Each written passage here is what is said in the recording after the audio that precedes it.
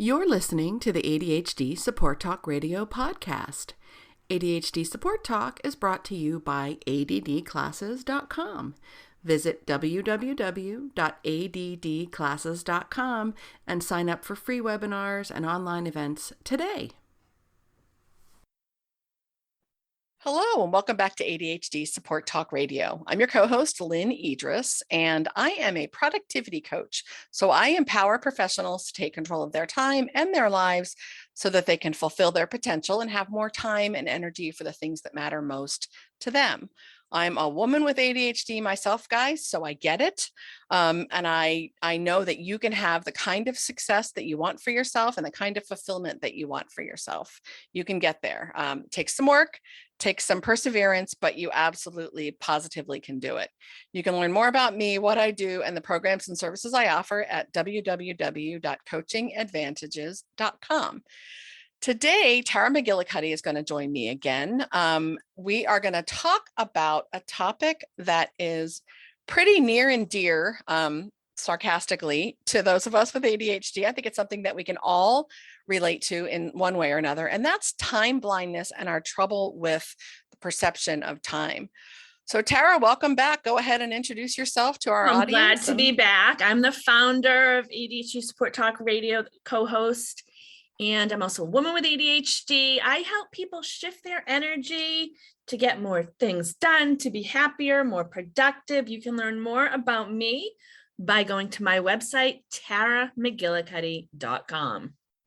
Awesome. So I always love when we can do these together. That's that's always my favorite. And I think this topic is something that is it's really vexing and it's really troublesome for a lot of our listeners. Where do you want to jump in, Tara? How do you want to start the conversation on time blindness? Well, I think I did a webinar Q&A a few weeks ago, and somebody asked a question about time blindness. How do I correct time blindness? How do I sense time? And, I just thinking about, do we help people try to feel time, try to sense time, try to, have that perception of time, or do we accommodate it? Do we focus on getting places on time or getting things in? So I think I just want to start with, with that, like, what do we do? Obviously look at both, but my thing is, I think it's more important that you get places on time or get your things in on time than actually trying to sense and feel time.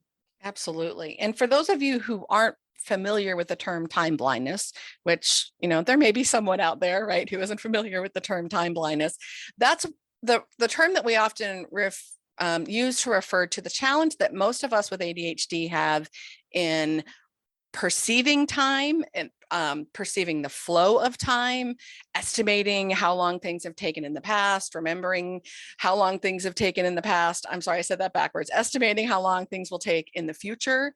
Even just knowing what time it is in general is really problematic for a lot of us with ADHD. Yeah.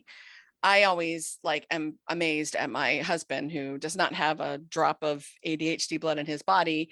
He can be away from a clock for hours, and he will be within minutes of what time it is. And I cannot, that just amazes me. Well, I can be off by hours, right? Funny, I can guess what time's going to be on the clock almost to the T, but I have no sense of how much time has just passed. Like, I'll look at the clock and it'll be 2:22, whatever it is. I don't feel the amount of time that's gone by. Like, I might know it on the time, so I'm kind of in between that, but I am someone that I don't sense time.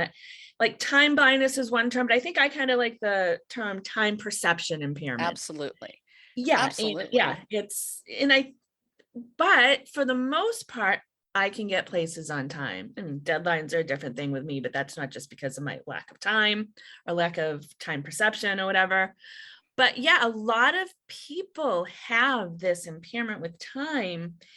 And some people think they have to learn how to understand time. And we do to an extent, but it's kind of like someone who's blind or visually impaired or deaf or hearing impaired. Depending on the extent of the impairment, yeah, sometimes you might wear glasses, you might wear a hearing aid, but most people, you're not going to force someone to try to see when you can't see. You're not going to force Right. someone to try to Right. hear when you can't hear. A blind person or visually impaired person might get a cane, a dog. A hearing impaired person might learn sign language. So a Absolutely. lot of us with the time blindness or the time perception impairment, I think it's more important we do those things, that we learn how to live the way our brains work instead of trying to fix Absolutely. something that most likely isn't going to happen. Absolutely. So it really is the difference between strengthening it or kind of changing the impairment to Yeah. something that is more functional to you, or accommodating it. Yeah. And I think there are a few things we can do to strengthen it, but I am never going to perceive time the same way that my husband does. I'm just not.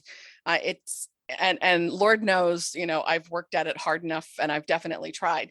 There are some things that I've done that have helped me get a little better. Yeah. But the thing that has been hands down, no question, like more impactful on my life and on my functionality is the accommodation piece. Yeah. Right. So we talk about in coaching a lot of times, and many of you have heard this, the term externalizing an executive function or something that you struggle with. So that just means that we need to find ways outside of our brains to help us deal with the perception of time that is a challenge for us. And one of those simple things is a timer or an alarm. Absolutely. I mean, or lots of them. Yeah. That's not going to force you to do something. No. But you're going to know, okay, there's 20 minutes left, or all right, it's time. Like that's that external reminder that's going to help you. That's a big one. But some people expect too much from their timers or their alarms and get upset when the timers don't make them work. They don't make them work. They can help you know, okay, 20 minutes have just gone by and I got nothing done, or 20 minutes just went by and it's time to shift to something else. They help you sense time, or they help you know how much time's gone by. Yeah, to be aware of it, right? Yeah. And it's also, I mean, when you're working with timers and clocks and alarms and things like that, really it's important to work with what works for you, right? Yeah. We all have different ways that we process things. And one of the things that helps me tremendously is analog clocks and analog timers, right? So as opposed to like, digital, I have analog clocks all over my house. Like really, I have really all over my house. Like I can always see one from the shower. I can see multiples. And, I think I have at least 3 analog clocks in my bedroom so that I can kind of see the passage of time. And I feel that differently than I would with a digital clock. With a digital clock, I'm doing the math, right? I'm saying, it's 2:55 and I have an appointment at 3. What can I do in 5 minutes? When I see the kind of the hand inching toward the top of the hour, that makes me feel that sort of sense of urgency a little bit differently. But everyone is different, right? Yes. So working with the kinds of timers and clocks that work best for you. Because everyone's been talking about the time timer for years, forever, which kind of goes backwards. And I just got one, and depending on what I'm doing, some things it works great, but there was one thing I was trying to do and my brain, it just hurt my brain because it's going a different way. So, but I think it might just be something to get used to, but you can see the passage of time. Some of us are more visual, but I think an analog clock, a timer, the old kitchen timer, or what was the one, the egg timer, the sink. I mean, that's, you're seeing it, shift down. So like an hourglass. The hourglass. The egg timer. My grandmother used that. So there's different things. And a lot of us, I think getting past just using the digital clock. I think analog clocks or timers can be helpful. But if all you have is your iPhone on you.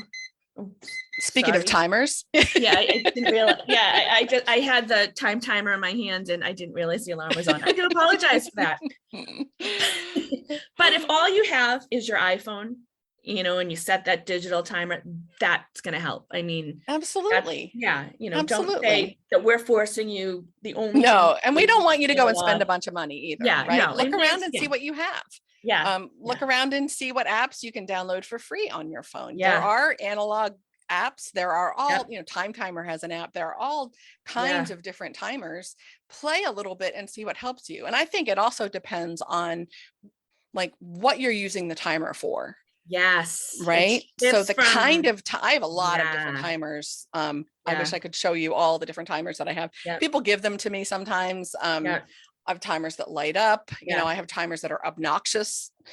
sounding when they ding. I have timers Mhm. that vibrate that are more Yeah. gentle, some that count up, some that count Yeah. down. And I like to shake it up based on what it is that I'm using it for. I know my action group that I do through Zoom, I have like a countdown. It's a digital timer, but it's the countdown. can And see it. psychologically, when Yeah. that's counting down, that helps you get more done, and that gives you Yeah. some pressure. And also you're sensing that time's moving because the numbers are changing. So Absolutely. that can be helpful. So knowing what works for you, knowing what you like, playing with some different things, experimenting a little bit with how you're using timers, how you're using clocks, how Yep. you're using alarms is really Yep. important. There's so many different ways that we can externalize time. Yeah. And I think it's helpful to have a rough idea of how long certain things take. Yes. But with that being said, what took 5 minutes yesterday might take 15 minutes tomorrow. Right. Like, Right. but have a rough estimate, a guide of how long something's going Yes. to take can be helpful. But things change, like depending They on your do. self-care. If you only got 3 hours of sleep last night, things might take longer. For some people, they might, go quicker, but you make more errors type of thing. Right. So that's something to really pay attention to. Is it probably isn't going to be exact on how Right. long something takes. Like Right. doing the dishes might take 20 minutes. It depends on so many different factors, but I think it's good to have a rough idea. And I know recording, like, okay, let's log. I know we hate logging stuff. I know we just want to get that stupid stuff done and be done with it. But might not always remember, it might not be able Right. to retrieve how long it took when we go to our brain. So having some type of record or log or something can be helpful. Absolutely. It is good to have a rough estimate. And It is. sometimes also the reasons we don't know how long things take is because we don't really understand what we're doing. Like we've gone from beginning to end, and there's so many steps in between that we don't always know the process. So that's something to be aware of, that in addition to the perception of time, it's being practical about how much time things are going to take, and maybe always adding in there, because there's got to be like a few steps I always miss to something. Absolutely. We were talking. Yeah. Absolutely. We were talking before, the perception of the flow of time, whether it is kind of in the moment or whether it is remembering how long something takes, is very much impacted when you have ADHD by how interested you are in something or how stimulated you are in the moment. So a lot of times we overestimate, let me say if I'm saying this forwards or backwards, we overestimate how long something's going to take if we dread that thing or we're not interested in or engaged in it. And we underestimate how long something is going to take if it's something that we enjoy. So as Tara was saying, like I always tell my clients, like track it a little bit, log it a little bit, give yourself some data to work with. One of the things that used to get me in trouble a lot with my perception of time and just kind of punctuality and all of that is one more thing itis.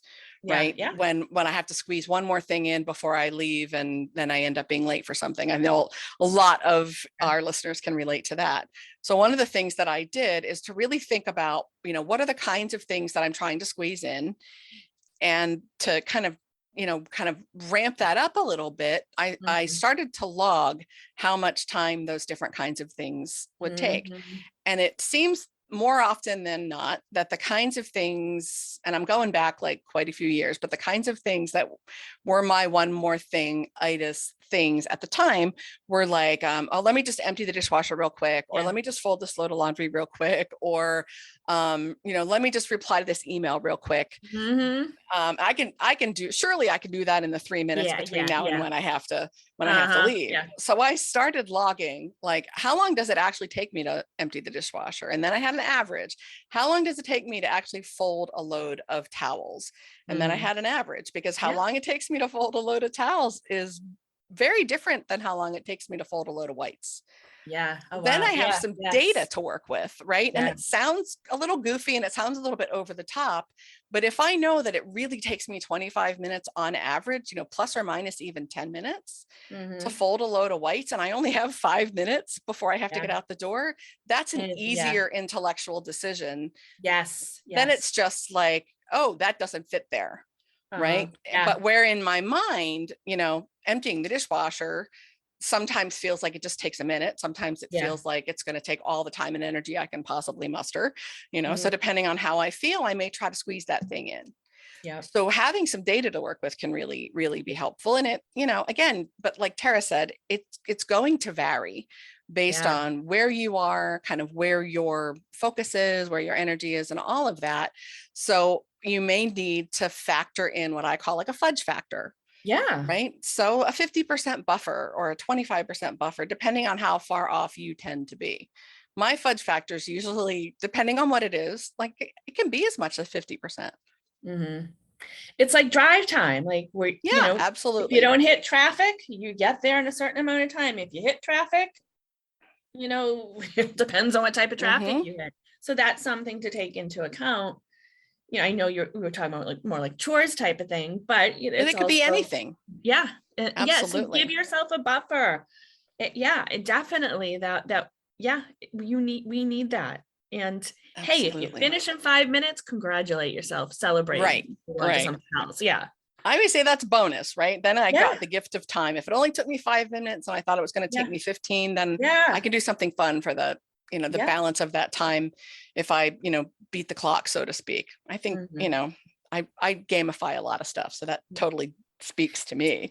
Did we talk about working in like windows and blocks of time? We did not. Yeah. That's one I don't know if instead of, but sometimes try setting a timer or just working in a window of time or a block for say 20 minutes and seeing how much you get done instead of focusing on, okay, how long is it going to take me to write the paper? How long is it going to take me to do the dishes? What you're focusing on is I am going to work for 20 minutes and get as much done. So that's something to focus on, that time frame. And because we probably don't know what 20 minutes feels like, set a timer. If somebody else set a timer, set multiple alarms, and that can be helpful. And 20 minutes is just something I threw out there. It usually works well for people to work in 20-minute blocks, but you could do 5 minutes, you could do 3 hours, but you have that block of time, that window, and your main focus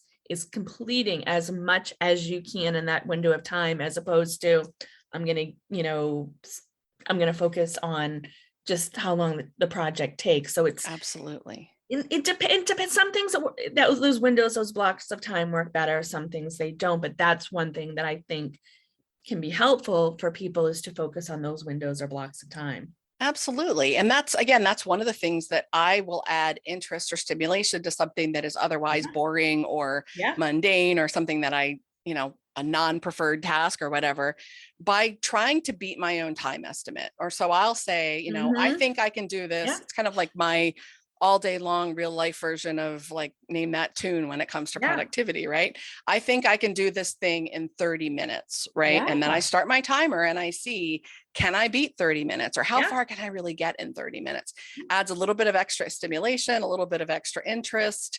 You're also kind of, adding a little, I'm using my quotey fingers, fun to it, because you're trying to beat yourself. You're trying to challenge yourself. And, sometimes some of our best strategies and our best work come from trying to add fun to the things that we're doing. So play a little bit, see what works well for you. I mean, there are certain kinds of activities that's kind of stuff is really helpful for me. And there are certain kinds of activities that just wouldn't fit. Yeah. Right. And, some add competition, maybe have a race with somebody who's maybe they're in your house, maybe they're, across the country, and let's see who gets their dishes done first, or let's see who gets more dishes done in a 20-minute time period. I mean, this is something that those of us with ADHD, we need to stimulate the brain and shift things up. Sometimes those micro changes, like changing it from 10 minutes one day to 20 minutes the next day.